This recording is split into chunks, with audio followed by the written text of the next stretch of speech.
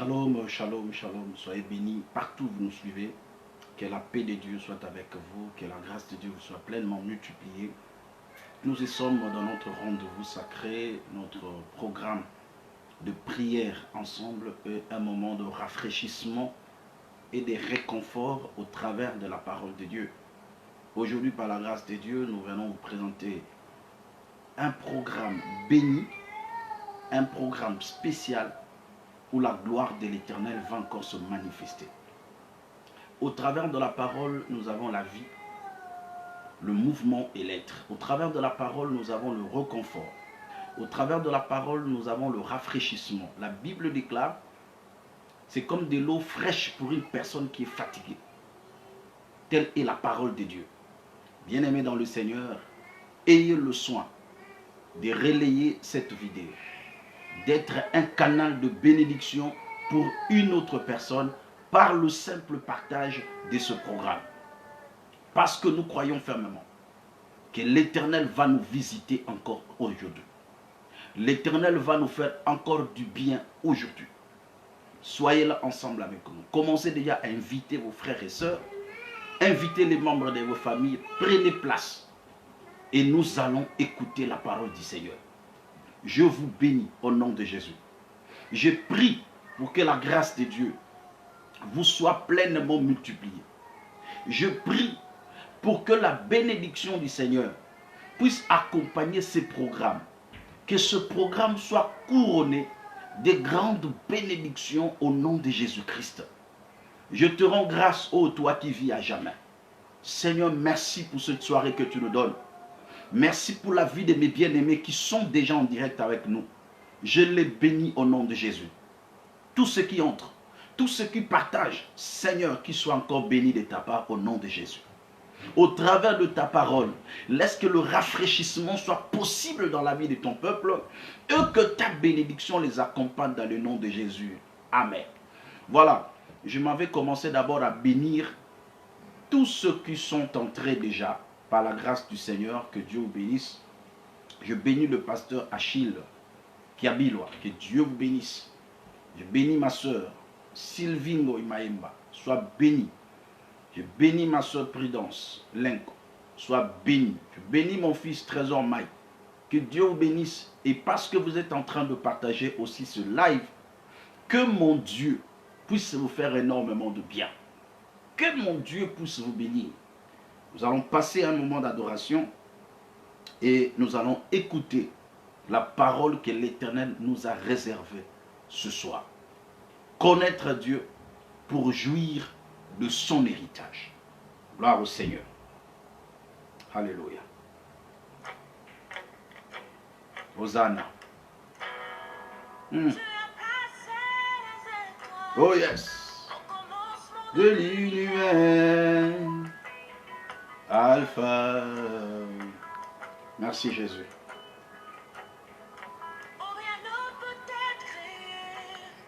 Si tu n'as encore pour parler, Alpha. Oh Jésus. Abraham ne fit tuer. Oh Alpha. Mon Seigneur. Tu sais comment commencer, faire naître en moi te louange, Alpha, Oméga, oh Jésus, Oméga, le Dieu de tout temps, qui conduit mes pas, Alpha, Oméga. Jésus, merci. Merci pour ce temps, merci pour ta présence. Merci pour ton règne et ta gloire au milieu de nous, toi Alpha et Oméga, le commencement et la fin de toutes choses. C'est toi Seigneur. Comptez tous mes pas depuis le sein de ma mère. Alpha. Alléluia.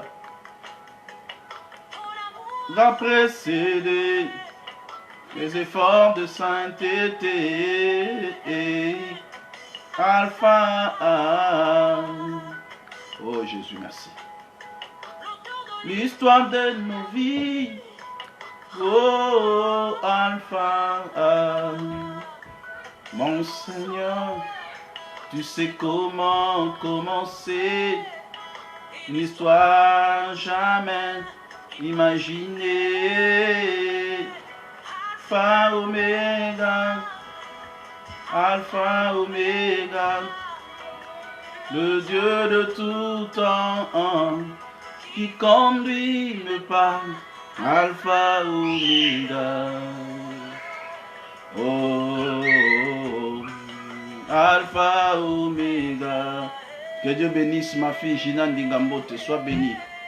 Que Dieu bénisse ma fille Fifi Tanda. Dieu vous bénisse. Alléluia. Oh, je me fous des mots des hommes. Oh, j'attends Oméga. Alléluia. Le voleur vient en premier, le sauveur en dernier. Il s'appelle Oméga. Jésus. Tant qu'il y a la vie dans mon corps, et que tu n'en as pas décidé, je n'ai pas peur, car aucun homme n'a le chrono qui décide la fin de mon parcours. Même quand ma chair me lâcherait, mon espoir s'en irait, j'attendrai Oméga. Je courrai jusqu'au bout, mon parcours jusqu'à la ligne où m'attend Oméga. Mais mon dernier lieu, il s'élève pour moi, en rédempteur, qui me défend. Alpha, Oméga, Alpha, Oméga, oh Jésus, Dieu de tout temps, qui conduit mes pas. Alpha, Oméga, oh, Alpha, Oméga. Il est l'alpha et l'oméga, le commencement et la fin de toutes choses. Quand ma chair me lâcherait, mon espoir s'en irait, j'attendrai Oméga. Je courrai jusqu'au bout, mon parcours jusqu'à la ligne, jusqu'à Oméga. Même quand ma chair me lâcherait, mon espoir s'en irait, j'attendrai Oméga. Je courrai jusqu'au bout, mon parcours jusqu'à la ligne où m'attend Oméga. Alpha, Oméga, alléluia. Oméga, Alpha, Oméga, Alpha, Oméga, Alpha, Oméga. Alléluia, merci Jésus. Merci Seigneur, merci Seigneur. Je te rends gloire et grâce, le Dieu qui vit. Je te rends gloire et grâce, le Dieu capable de tout. Je te rends gloire et grâce, toi qui l'as plu dans ton amour, de nous bénir encore aujourd'hui. Il t'a plu, Seigneur, de rendre ce programme possible en nous donnant la bonne santé, la force de se tenir devant ton peuple, Seigneur. Je bénis ces moments, je bénis cette parole que nous allons écouter ensemble avec mes bien-aimés. Laisse que ta paix soit avec nous. Laisse que ta grâce soit avec nous. Au nom de Jésus-Christ. Amen. Gloire soit rendue à notre Dieu. Nous vous saluons par le précieux nom de notre Seigneur Jésus-Christ. Et nous prions pour que le Seigneur vous bénisse abondamment en ce jour, en ce programme bien-aimé dans le Seigneur. Merci pour tous ceux qui sont là. Merci pour ceux qui partagent déjà ce moment ensemble avec d'autres bien-aimés. Que Dieu bénisse pour cela.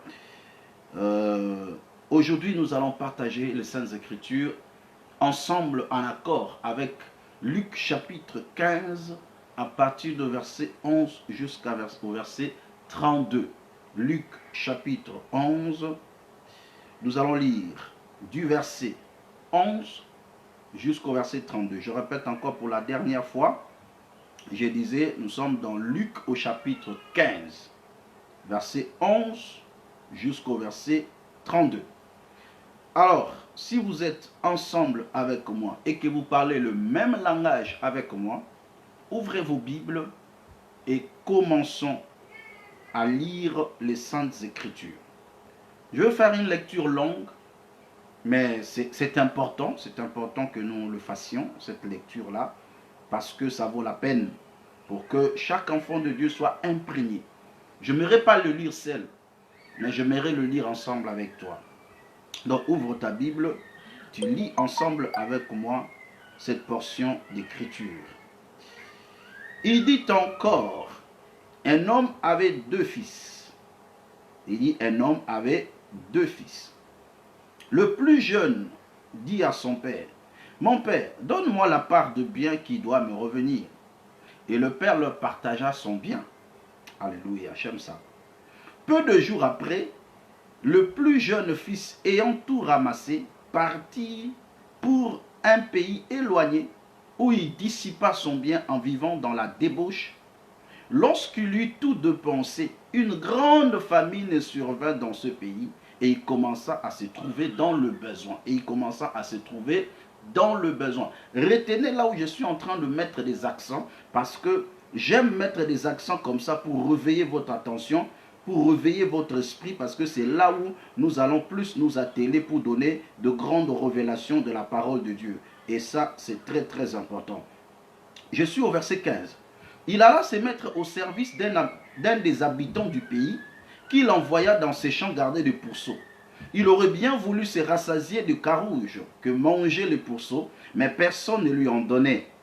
Étant rentré en lui-même, il se dit, combien de mercenaires chez mon père ont du pain en abondance, et moi ici je meurs de faim. Combien de gens chez mon père ont de pain en abondance, mais moi ici je meurs de faim. Je me leverai, j'irai vers mon père, et je lui dirai, mon père, j'ai péché contre le ciel et contre toi. Oui, voilà un enfant. J'ai péché contre le ciel et contre toi. Mais à la fin de compte, qu'est-ce qu'il veut dire par là? J'aimerais aller petit à petit ensemble avec vous pour que vous puissiez découvrir une grande réalité que nous aurons à partager ensemble avec vous et vous serez énormément bénis. Je vais évoluer petit à petit dans cette histoire et je vais donner des grandes lignes de révélation. L'objectif pour nous, c'est de comprendre que la connaissance de Dieu est une porte qui nous permet d'entrer en possession de notre héritage. Nous devons connaître que la volonté de Dieu est que tous soient sauvés et parviennent à la connaissance de la vérité. Ça, c'est la volonté de Dieu. Dieu veut que ses enfants le connaissent à fond. Et quand nous connaissons Dieu, ça nous permettra, bien-aimés, d'entrer aussi en possession de tout ce que Dieu a réservé pour nous, de l'héritage que Dieu nous a donné. Parlons de l'héritage. On ne peut pas parler de l'héritage si on n'est pas fils. Donc, il n'y a qu'un fils qui a droit à l'héritage auprès de son père. La nature que nous portons par rapport à notre identité nous donne accès à un héritage auprès de Dieu dont nous reconnaissons la capacité d'être un père. Voilà pourquoi le Seigneur, lorsqu'il nous a donné la formule de la prière, la première des choses, il commença à dire, lorsque vous priez, dites ceci. Notre Père, la reconnaissance de Dieu comme Père, c'est l'élément primordial pour entrer en possession de son héritage. N'est-il pas écrit dans Jean chapitre 1 verset 12 à 13, mais à tous ceux qui l'ont reçu, en ceux qui croient en son nom, il a donné ou elle a donné la parole, qui est Jésus-Christ fait chair, elle a donné le pouvoir de devenir enfant de Dieu. Voilà. Si nous sommes enfants, nous sommes aussi héritiers. Héritiers de Dieu et co-héritiers avec Christ. Ça, c'est le Saint-Esprit qui rend témoignage à notre esprit. Mais pour y accéder, il faut d'abord avoir la connaissance de ce Dieu-là, comme étant un Père. Voilà cette parabole que le Seigneur est en train de nous proposer.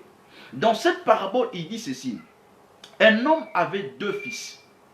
Le plus jeune s'élève pour dire à son père, « Mon père, partage-nous la part de nos biens, afin que moi aussi je reçoive ma part de l'héritage. » Parce que j'ai besoin de faire ce que je veux. Je me sens que je suis déjà adulte. Je me sens que je suis déjà majeur. Alors je peux conduire mes affaires. Je peux prendre ma part de bénédiction, ma part d'héritage. La Bible déclare, le Père n'a même pas hésité. Le Père n'a même pas posé des questions. Le Père leur donna l'héritage. Mais par là, bien-aimés dans le Seigneur, dans cette histoire, parce qu'on nous parle de l'histoire de l'enfant prodigue, je vais commencer par le bien fort, le point fort de la vie de l'enfant prodigue. Et enfin, je vais toucher l'horreur de sa prodigalité. Parce qu'avant d'être enfant prodigue, il était d'abord fils de son père, reconnaissant la valeur de son père et la valeur du fils. Ça, c'est la première des choses. Bien-aimés dans le Seigneur, suivez-moi très bien. Je vais vous donner d'abord le point fort de la vie de l'enfant prodigue. Et après, je vais parler sur sa prodigalité. Parce que vous devez savoir que cet enfant était très sage. Cet enfant avait la connaissance de son identité. La première des choses, cet enfant connaissait qu'il était fils de ce père. Ça, c'est un point important. Lorsque nous avons la connaissance de Dieu, nous saurons aussi que nous sommes ses enfants. C'est le premier point majeur que nous devons saisir en tant qu'enfants de Dieu. Je ne suis plus né du sang, ni de la volonté de mon père physique, mais je suis né de la parole de Dieu. Parce que la Bible déclare, il nous a engendrés selon sa volonté, par la parole de vérité, pour que nous soyons en quelque sorte les prémices de ces créatures.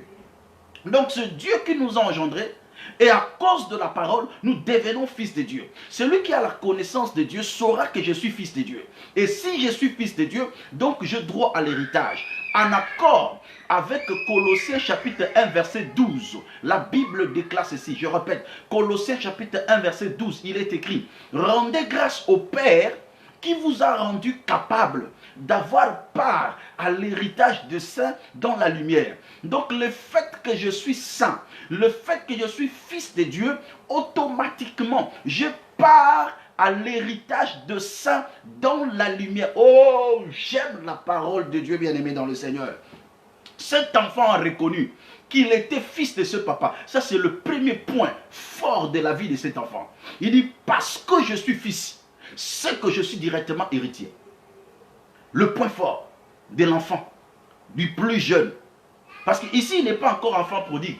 La prodigalité est venue après. Mais ici d'abord, c'est un fils qui a des choses que nous voulons exploiter ici. Et après, nous allons corriger ses erreurs. Ça, c'est très important. Bien aimé, deuxième point. Il avait la connaissance de son père et de la bénédiction de son père. Il avait la connaissance de son père et la connaissance de la possession de son père. Là, c'est encore un élément important. Il savait que son père était riche. Il savait que son père avait de biens. Et il savait que dans le bien que possédait son père, lui avait sa part. Hosanna. Est-ce que tu connais ce que Dieu possède? C'est ce qu'on appelle la révélation de Dieu. Connaître ce que Dieu est, connaître ce que Dieu a et connaître ce que Dieu peut faire dans ta vie. Est-ce que tu connais ce que Dieu a pour toi? Ça, c'est très important. La connaissance de Dieu, c'est un élément important qui nous permettra de jouir de notre héritage. Tu ne peux pas revendiquer ce que tu ignores. Tu ne peux pas demander à Dieu ce que tu ne maîtrises pas, ce que tu ne connais pas que Dieu possède. Parce que la demande auprès d'une personne est fonction de la connaissance que nous avons de la personne. Est-ce que je peux dire encore une chose?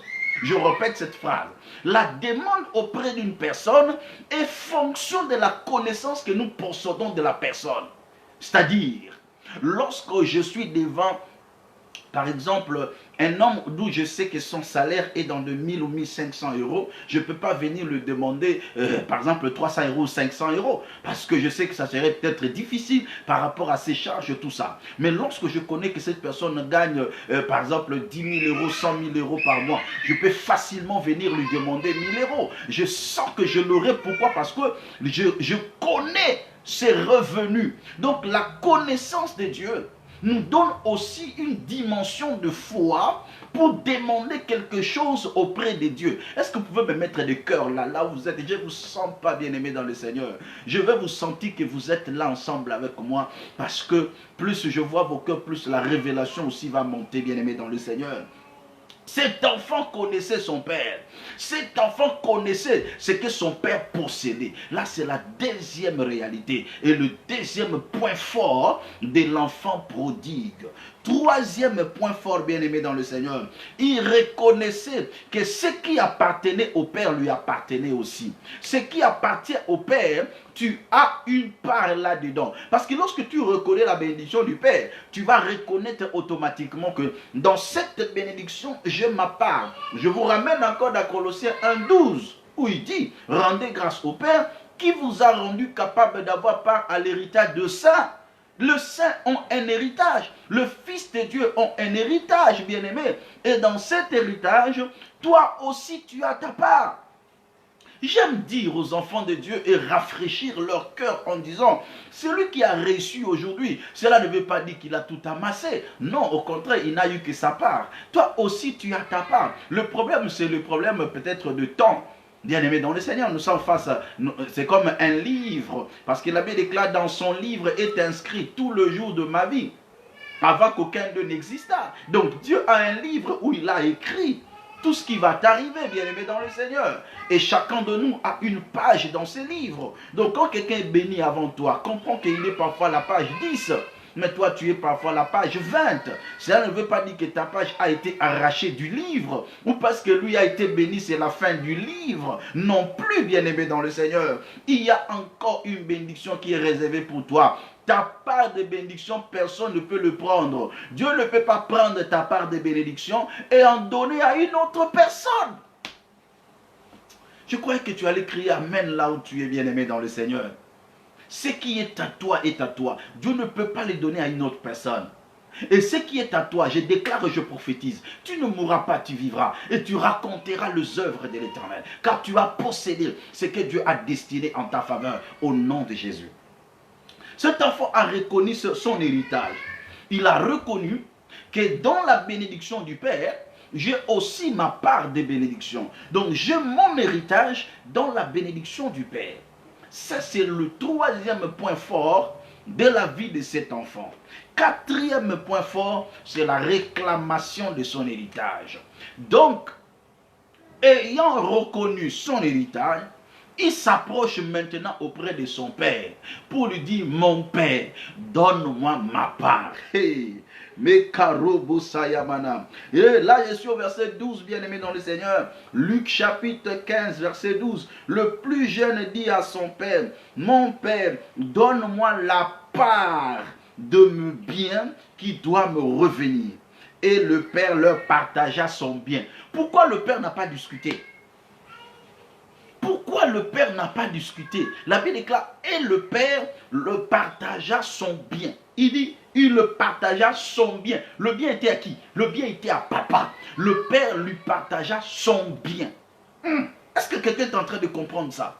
Pourquoi le père n'a pas hésité? Parce que le père sait, ce qui m'appartient appartient au fils. Mais je vais vous amener dans une autre dimension de la révélation. Quelle est cette dimension? C'est là où la divinité, bien-aimé dans le Seigneur. La loi du monde dit, aussi longtemps que le testateur vit, le testament n'est pas valide. Donc c'est-à-dire, on ne peut pas réclamer l'héritage pendant que le père vit encore. Là, c'est la loi du monde. Qui est cet enfant qui peut s'élever pour réclamer l'héritage pendant que son père vit? C'est ça la réalité. Mais ici, le père était vivant et l'enfant vient réclamer l'héritage. C'est par là que je vous amène maintenant dans une autre dimension de foi. Pour comprendre que ce père ici a été typifié de notre Dieu. Il était comme Dieu, ce père ici, l'image de Dieu. Donc, on ne peut pas attendre la mort du père parce que Dieu est immortel. Dieu ne meurt jamais. C'est ça la différence entre le père de ce monde et notre Dieu. Par rapport à la loi du monde, je dois d'abord attendre que mon père meure pour que je réclame l'héritage. Mais pour se conformer à la loi du monde, ayant un Dieu qui ne peut pas détruire sa propre loi de la nature qu'il a établie, c'est alors qu'il a été fait chair afin d'attester une mort physique. en accord avec les Saintes Écritures qui déclarent aussi longtemps que le testateur est encore vivant, le testament n'est pas valide. Mais lorsque le testateur meurt, c'est alors que le testament a de la valeur. Voilà pourquoi il a fallu que la mort du testateur soit constatée d'une manière charnelle pour donner la valeur à ce testament que nous lisons. Mais Dieu est immortel, à l'instar de ce papa. Il était encore en vie, mais le fils vient réclamer l'héritage. Et la Bible déclare, le père leur partagea son bien. Le père leur partagea son bien. Le bien du père appartient au fils. Le bien de Dieu nous appartient. Je bénis Dieu parce que toi aussi, tu as part à l'héritage de sang. Dans tout ce que Dieu possède, toi tu as part. Le ciel l'appartient. La terre lui appartient.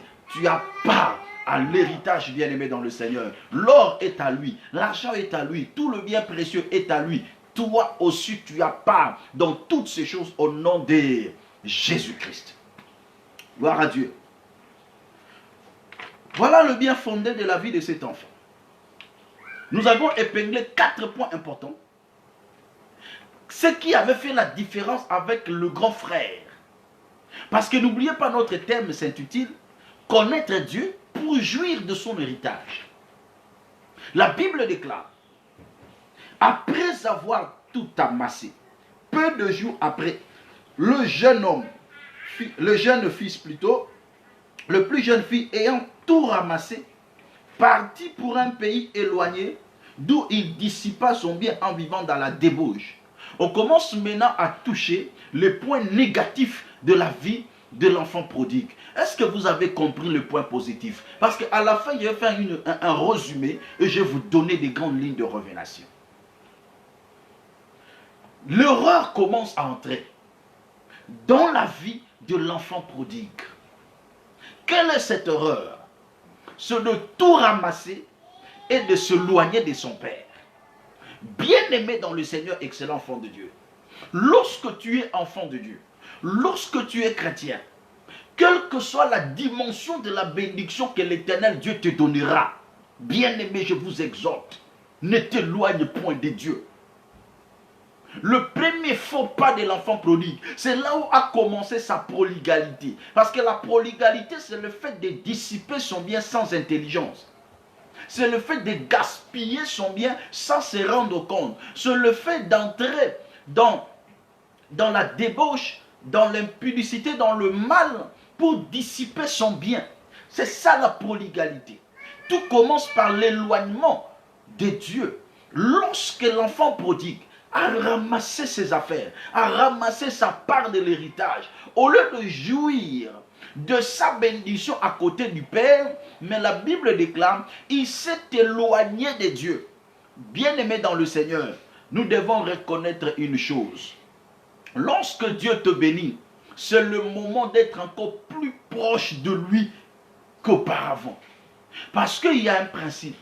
Lorsque le Seigneur avait donné la formule de la prière auprès des sacrificateurs dans l'ancienne alliance, il disait ceci. Il dit, lorsque vous allez commencer à bénir le fils d'Israël, voilà comment vous allez faire la prière. Tu vas dire, que l'Éternel te bénisse et te garde. Voilà. Que l'Éternel te bénisse et te garde. Ça, c'est 2 choses. Lorsque Dieu bénit, il doit aussi garder pour que la personne jouisse pleinement de sa bénédiction. Pourquoi il doit garder après? Parce que vous devez reconnaître une chose.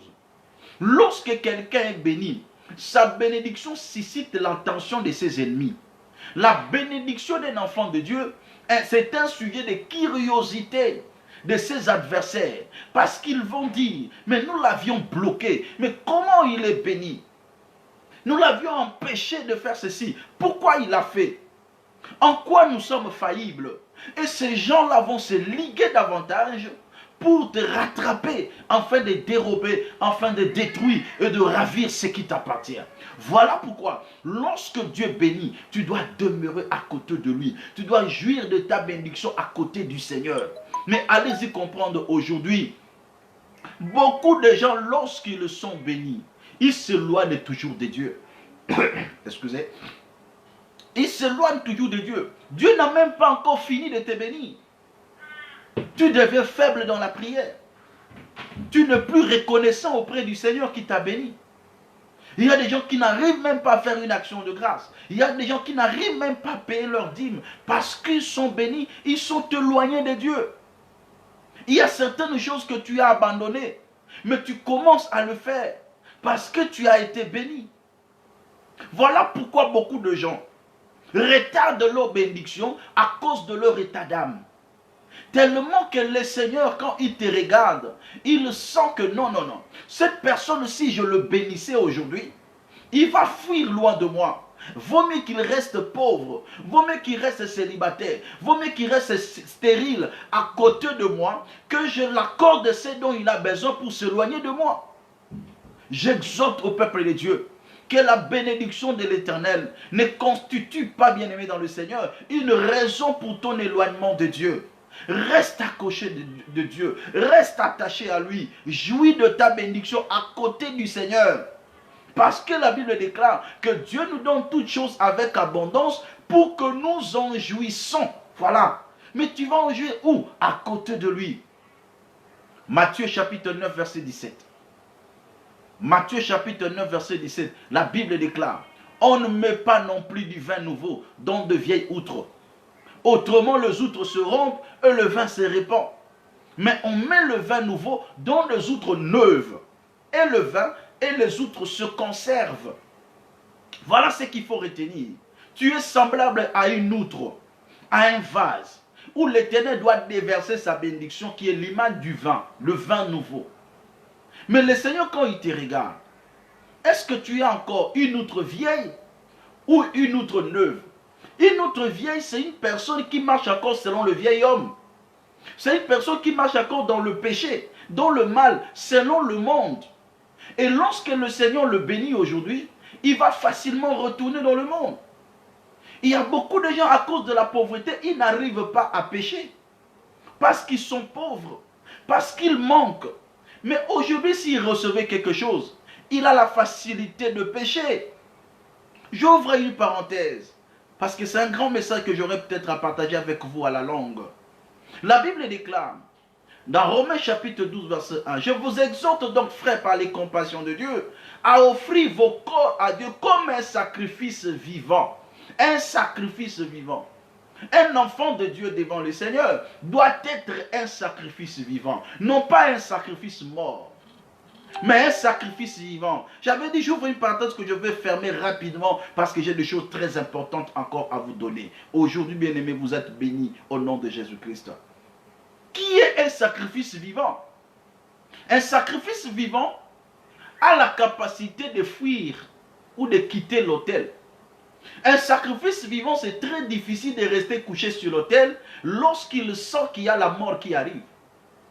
C'est-à-dire, tu prends quelqu'un qui est en vie, tu le dresses sur l'autel et tu prends l'épée pour l'égorger, il peut fuir.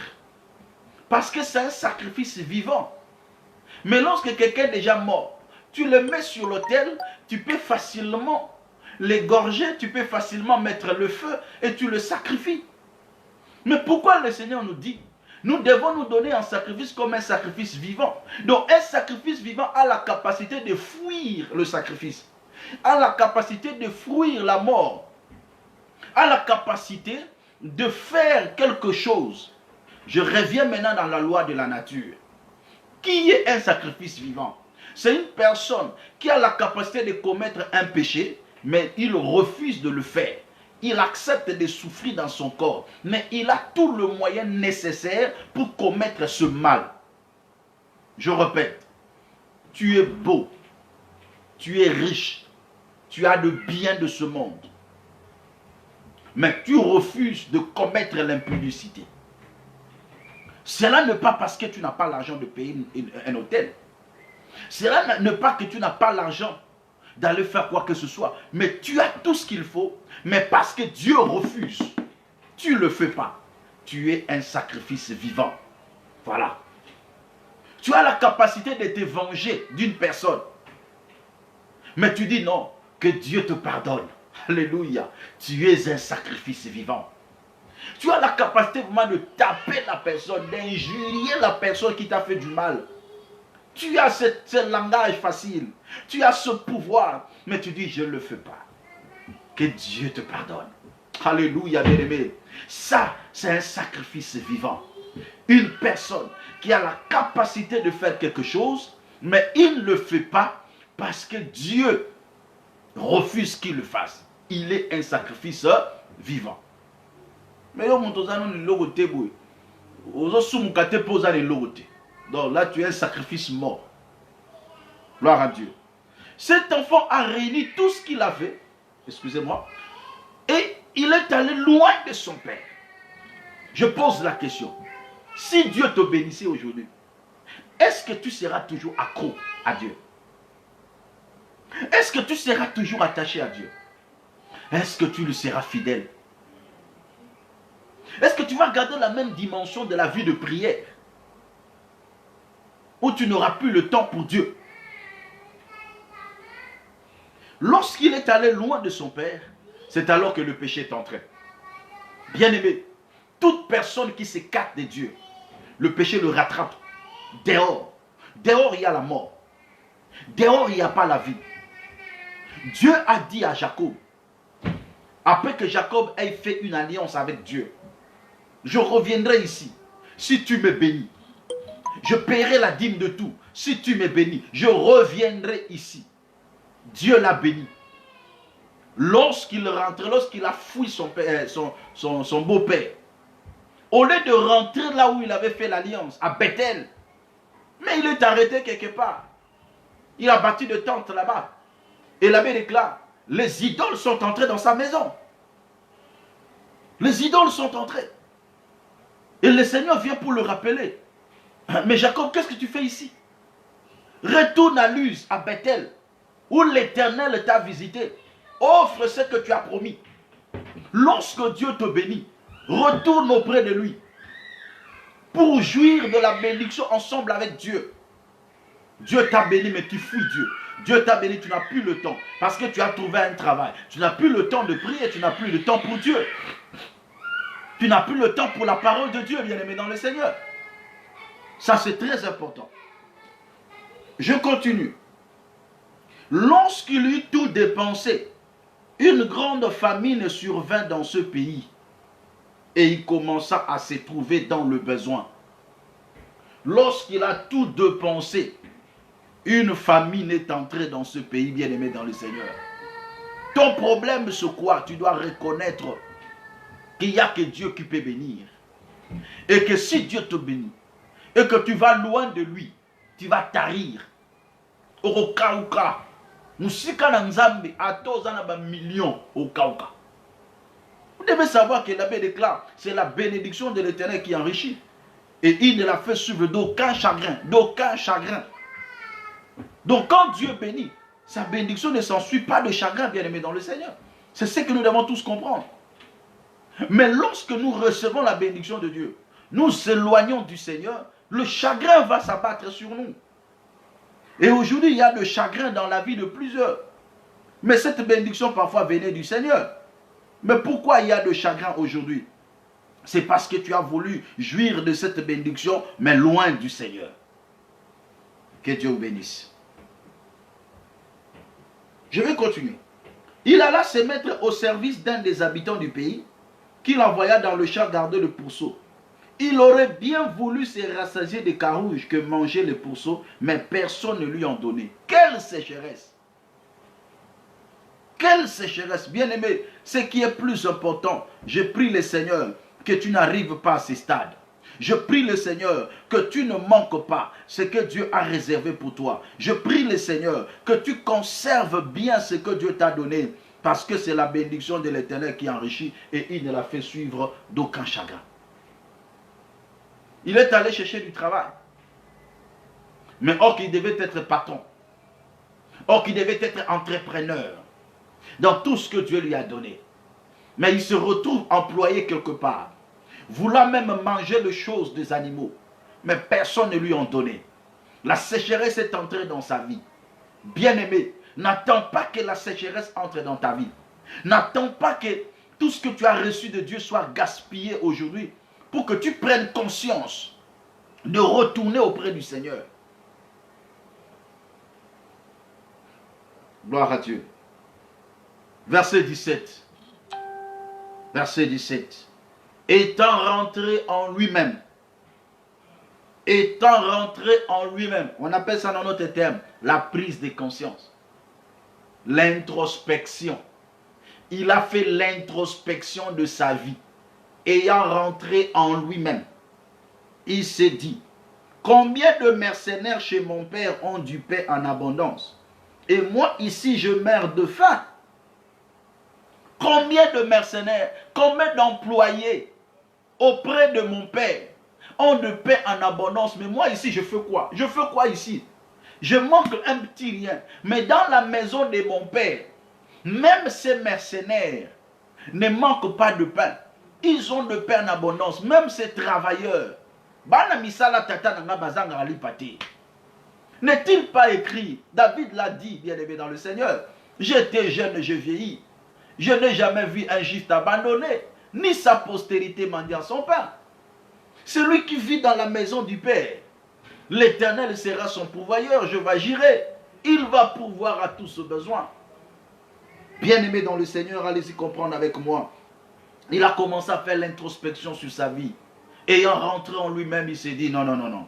Des mercenaires chez mon père ont du pain. Mais moi ici, je n'ai rien. Vaut mieux être esclave de Dieu que l'esclave du monde. Vaut mieux être serviteur de Dieu que serviteur du monde. Vaut mieux souffrir pour la cause du Seigneur que souffrir pour la cause du monde. Bien-aimés dans le Seigneur, ceux qui souffrent injustement auprès de Dieu, en accord avec la parole de Dieu qui déclare, le Dieu qui vous a appelé par sa propre gloire et par sa grâce, afin que vous ayez souffert un peu de temps, après que vous ayez souffert un peu de temps, vous perfectionnera lui-même, vous rendra solide, vous rendra inébranlable. Oh, j'aime la parole, j'aime ça, bien-aimé. Après avoir souffert un peu de temps, celui qui est dans la présence de Dieu, sa souffrance est peu de temps, et pour un peu de temps. Mais après cela, il y a toujours un après cela. L'abondance, le progrès, l'épanouissement. Gloire au Seigneur. Il dit non, non, je me leverai.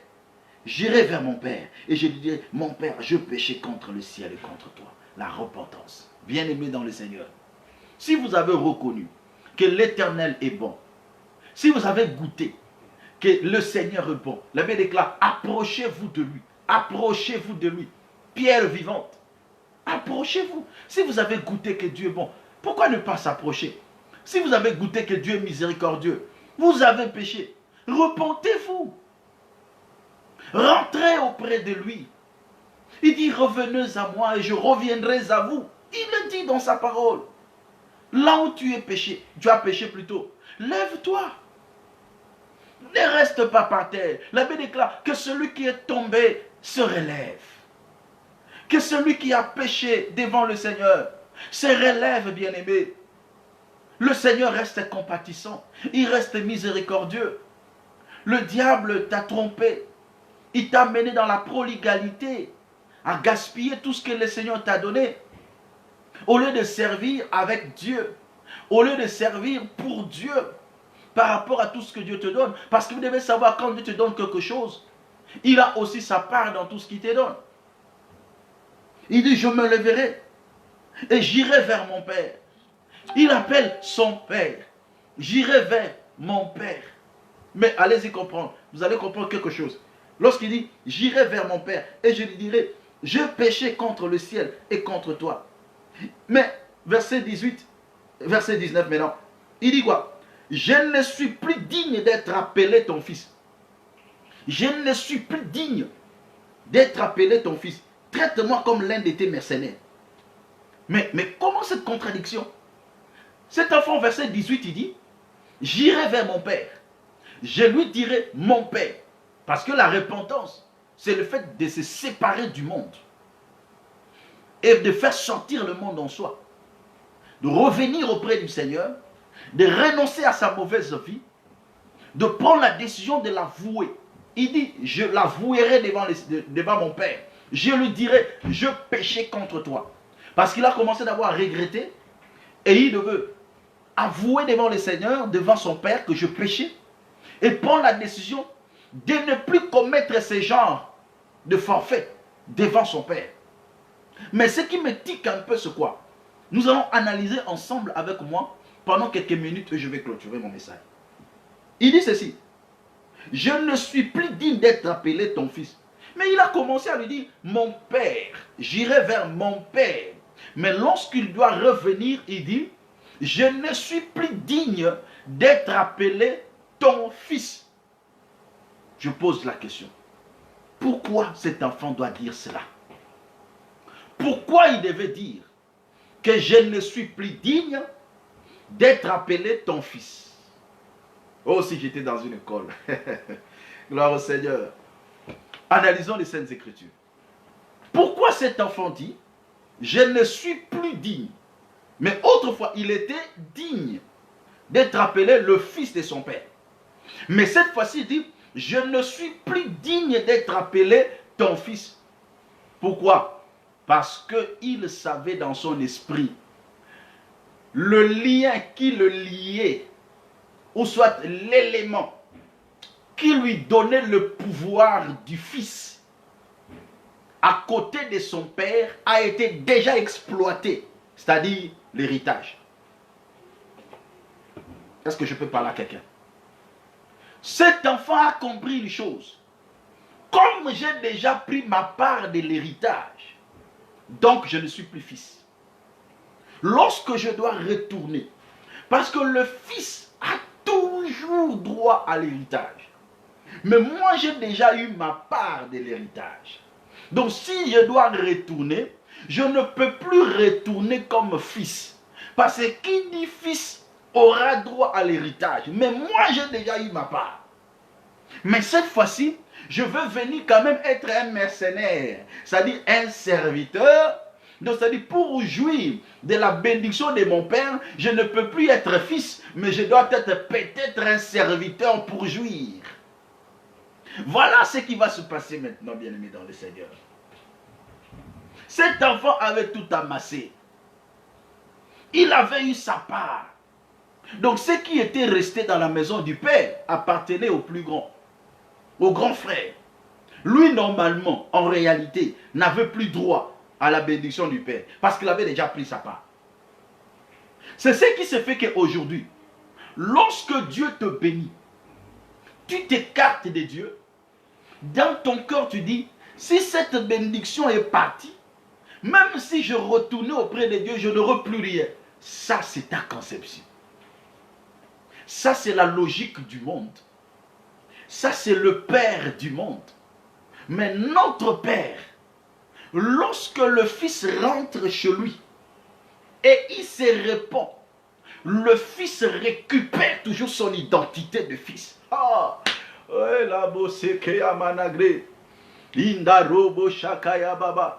ne perd pas l'identité du fils lorsqu'on est fils du père. On ne peut pas dire que ça c'est mon ancien fils. Oh là là, oh là là, oh là là, oh là là. Est-ce que je suis en train de parler à quelqu'un? Je ne vois pas vos cœurs. Vous êtes où? Vous êtes où? Vous dormez ou quoi? Je ne vois pas vos cœurs. Soyez là avec moi. On ne peut pas dire que ça c'est mon ancien fils. Cet enfant dit non, non. Je suis plus digne d'être appelé ton fils. Parce que j'ai déjà eu ma part de l'héritage. Son père lui dit non, non. Écoutez, il s'éleva. Il s'éleva et alla vers son père. Lorsqu'il prend la décision, bien aimé, aujourd'hui même, si vous écoutez sa voix, n'endurcissez pas vos cœurs. Si tu sens que tu vis encore loin du Seigneur, c'est le moment de retourner auprès de Dieu. C'est le moment de se repentir. Tu ne seras jamais un ancien fils, mais tu es fils. Tu étais égaré, mais là maintenant tu dois retourner auprès de la maison de ton père. La Bible déclare, comme il était encore loin, son père le vit et fut ému de compassion. Il courut se jeter à son cou et le baisa. Lorsque le père le vit de loin, le fait seulement qu'il rentrait, sa repentance était consommée. Le fait seulement que le père a vu le fils retourner, sa repentance était sincère. Le père a reconnu que cet enfant s'est repenti. L'abbé déclare, le père a couru N'est-il pas écrit, revenez à moi et je reviendrai à vous. Revenez à moi et je reviendrai à vous. La Bible dit que le père courut vers le fils, se jeta à son cou et le baisa. L'image de l'intimité. L'image de dire à cet enfant, je te admets encore dans mon intimité. Alléluia. Lorsque nous nous repentons sincèrement devant notre Dieu, il nous ramène encore dans son intimité. Bien-aimé, ne sois pas pressé de critiquer une personne qui est tombée. Parce que tu ne sais pas qu'après sa repentance, son Père va le remettre dans son intimité. C'est toi parfois qui vas rester avec cette image-là. Non, c'est un pécheur. Il a fait ceci, il a fait cela. Mais lorsqu'il se repent, le fait déjà de revenir, le fils n'a rien dit. Il n'a encore rien dit. Mais le Père l'admet dans son intimité. N'est-il pas écrit? Heureux celui que Dieu choisit et qu'il admet dans sa présence. Cet enfant a été admis dans la présence du Père. Et directement, il obtient le pardon de son Père. Avant même qu'il puisse commencer à parler. Écoutez, le fils dit, verset 21. Le fils lui dit, mon père, je péchais contre le ciel et contre toi. La repentance. Je suis plus digne d'être appelé ton fils. Je suis plus digne d'être appelé ton fils. Le père ne s'est même pas intéressé de ce que l'enfant disait. Il dit, c'est normal qu'il le dise. En tant qu'enfant, c'est normal qu'il le dise.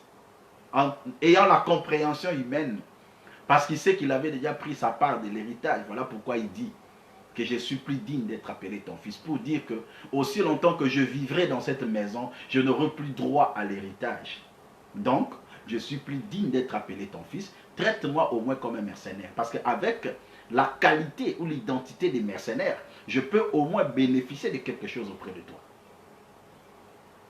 Mais le père dit à ses serviteurs, apportez vite la plus belle robe et l'en revêtez. Mettez-lui un anneau au doigt et des souliers aux pieds. Amenez le veau gras et tuez-le. Mangeons et réjouissons-nous. Faute de temps, je ne saurais pas entrer en détail de ces éléments. Le père dit, apportez vite la plus belle robe, mettez-lui un anneau au doigt et le soulier aux pieds. Mais rejoignez-nous chaque lundi, mercredi, vendredi à partir de 19 h, parce que là nous sommes en train d'enseigner. Nous aurons à développer chaque point. Parce que ce message, il y a beaucoup de choses à dire, beaucoup de choses à révéler. Et déjà à partir de demain, on va révéler les choses. Et Dieu va nous faire du bien. Mais je vais sauter cette partie et je vais dire quelque chose et je vais clôturer par rapport à son grand frère pour aujourd'hui. Bien-aimé dans le Seigneur, le Père dit, amenez le veau gras et tuez-le. Mangeons et réjouissons-nous, car mon fils que voici était mort et il est revenu à la vie. Vous voyez, lorsque nous entrons dans la vie de péché, nous mourrons. Mais lorsque nous nous repentons devant le Seigneur, c'est une résurrection qui se fait. Vous comprenez? Car le salaire du péché, c'est la mort. Donc un enfant de Dieu ne peut pas vivre dans le péché, demeurer dans le péché, continuer dans le mal. Ça peut arriver, je dis bien, ça peut arriver à un enfant de Dieu de tomber, mais il doit se relever rapidement et revenir auprès de son Père pour faire un parcours avec son Père. Gloire au Seigneur. Il était perdu et il est retrouvé. Et ils commencèrent à se réjouir.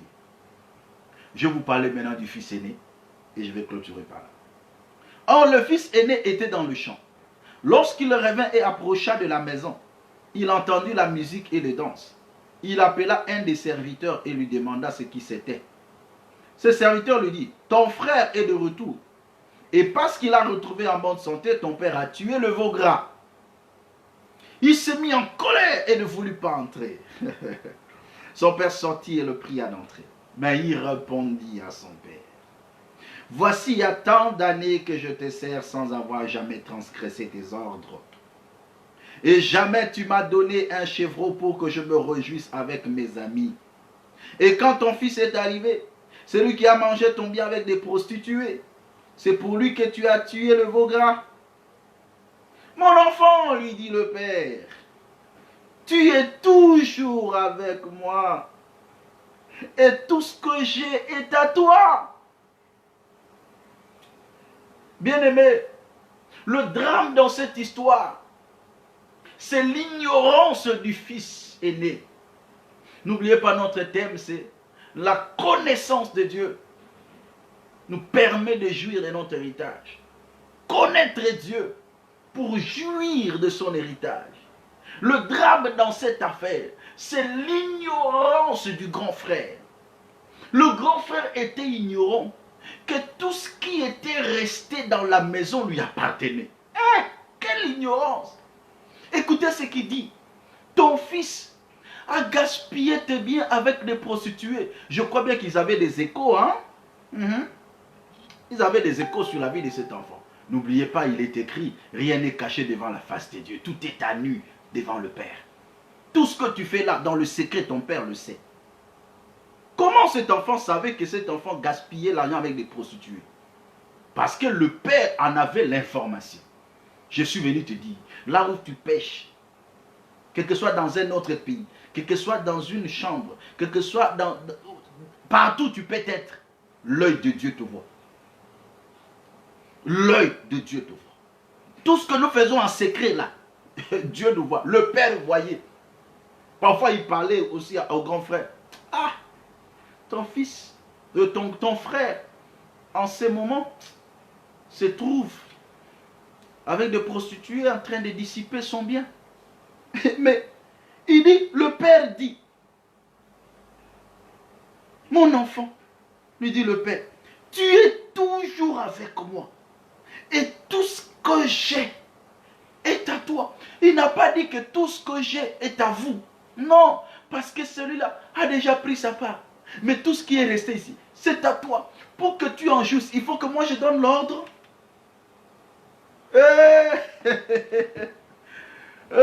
Une révélation me vient en esprit, bien-aimé dans le Seigneur. Est-ce que je peux encore parler? Est-ce que je peux parler? Je veux voir vos cœurs en fait que je parle. Le Père dit, tout ce qui est à moi est à toi. Le Père l'ouvre l'esprit pour qu'il puisse comprendre. Parce que connaître Dieu pour jouir de son héritage. Cet enfant ne connaissait pas les choses. Cet enfant n'avait pas la connaissance de Dieu. Il avait l'ignorance. Il ne savait pas que lorsque le père avait séparé le bien, c'était en deux parties. Le plus jeune a pris sa part et tout ce qui était resté dans la maison appartenait à lui. Mais il attendait l'autorisation du père pour prendre un chevreau et faire la fête avec ses amis. Voilà l'ignorance que nous avons.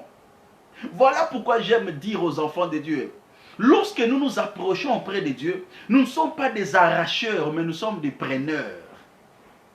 Je n'ai pas besoin d'arracher quelque chose auprès de mon Dieu.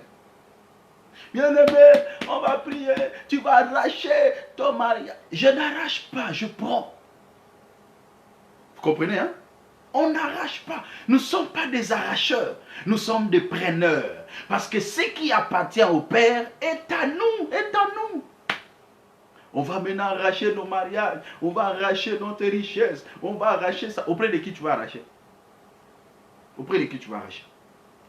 Il y a certaines prières que nous faisons, c'est par ignorance que nous le faisons. Et même quand Dieu lui-même est en train d'écouter, il dit... Est-ce que vous croyez que pour que tu reçoives quelque chose, il faut que tu l'arraches entre les mains du diable? Quelque chose qui est déjà entre les mains du diable, tu vas le récupérer intact. Ton Dieu n'a pas le pouvoir de te donner ce qui t'appartient. C'est ce que tu veux me dire là. Non, bien-aimé, nous devons augmenter notre dimension de connaissance. Nous ne sommes pas des arracheurs, nous sommes des preneurs. Le Père dit, tout ce qui m'appartient ici est à toi. Donc si tu as besoin de jouir avec tes amis, tu n'as pas besoin de venir me demander. Que non, papa, tu ne m'as jamais donné quelque chose pour que je jouisse avec... Non, bien aimé, change ta façon de voir les choses. Change même ta façon de prier. Lorsque tu viens devant Dieu, viens comme un fils qui vient auprès du Père. Voilà pourquoi moi j'aime l'enfant prodigue dans ses débuts, J'aime l'enfant prodigue lorsqu'il vient auprès du Père, il dit, papa, donne-moi la part de bien qui doit me revenir. Ah, nous sommes des preneurs. Et lorsque le Père a séparé, la Bible déclare Il a pris sa part. Est-ce que quelqu'un peut dire, parce que le slogan d'aujourd'hui c'est « Je suis le preneur ». Je suis preneur. Je ne suis pas un arracheur, mais je suis un preneur. Est-ce que quelqu'un peut le crier? Quelqu'un peut le crier facilement, rapidement, rapidement. Écris ça. Je ne suis pas un arracheur, je suis un preneur. Voilà. La Bible déclare, le fils a ramassé, il a pris ce que le Père lui donne. Il prend, il prend. Je déclare, je prophétise, que tu prennes ta bénédiction au nom de Jésus. Que tu prennes ta part de richesse, que tu prennes ta part de ton élévation, que tu prennes la part de ton mariage, la part de tes enfants, que tu prennes cela au nom de Jésus-Christ. Déclare que je suis un preneur. Voilà, merci beaucoup. Déclare encore, je ne suis pas un arracheur, mais je suis un preneur. Donc je dois prendre ce qui m'appartient. Je dois récupérer ce qui m'appartient. La Bible déclare, il prend ses richesses et il est parti. Le mal, c'est parce qu'il était parti, comme nous l'avions dit. Mais le bien, c'est quoi? C'est parce qu'il a pris. Il a reconnu son héritage et il a récupéré son héritage. Ça, c'est très, très important. Je suis à la fin. Il dit, mon enfant, lui dit le père, tu es toujours avec moi? Au moins, tu connais Tolobana Lingala, à l'équilibre esprit. Donc, ça dit quoi? Cet enfant avait déjà eu sa part de bénédiction. Mais lorsqu'il rentre et que le père le reconnaît toujours avec l'identité du fils, conséquence, la part du grand frère, il en aura aussi part. C'est ça ce que les gens, beaucoup de gens ne peuvent pas comprendre ici. Je répète pour la meilleure compréhension. Cet enfant avait déjà pris sa part de richesse. Il est parti. Lorsqu'il revient, il dit, papa, je suis plus digne d'être appelé ton fils. Mais le père l'admet comme fils, non pas comme mercenaire. Qu'est-ce qui va se passer? La part des richesses du grand frère, automatiquement, il a aussi part dans cette richesse-là. Donc si on peut quantifier les choses, cet enfant dans le calcul sur la richesse de son père, en totalité, il doit recevoir 3/4 et son grand frère 1/4. Je ne sais pas si vous avez compris. Parce que la première des choses, le père a divisé la richesse en deux. Là, nous sommes maintenant en mathématiques spirituelles. Le père divise la bénédiction en deux.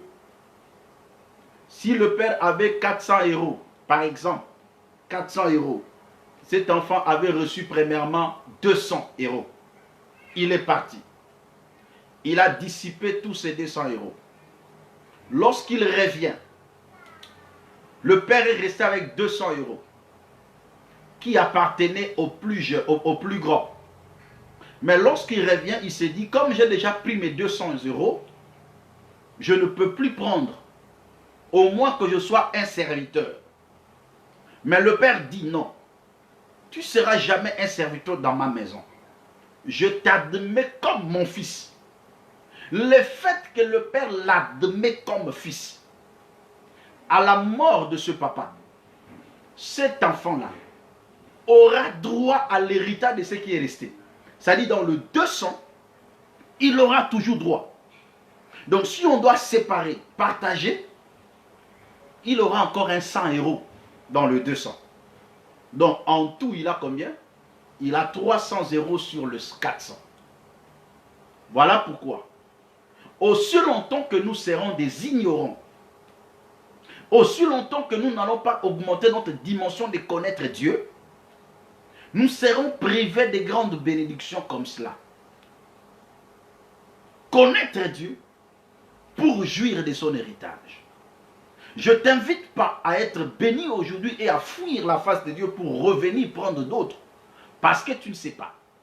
Pendant que tu es dans ta prodigalité, qu'est-ce qui prouve que tu vas revenir?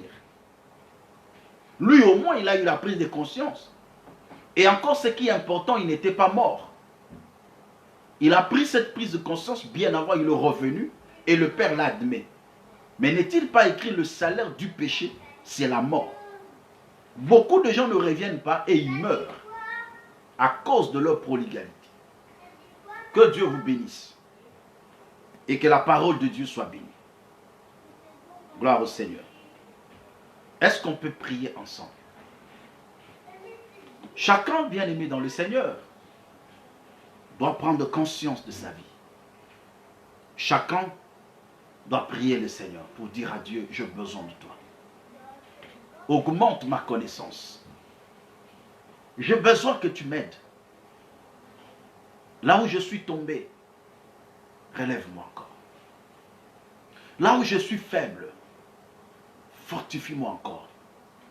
Est-ce que tu peux prier ensemble avec moi? Gloire au Seigneur.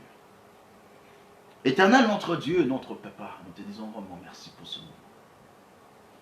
Merci pour la parole, merci pour le rafraîchissement. Merci pour le réconfort.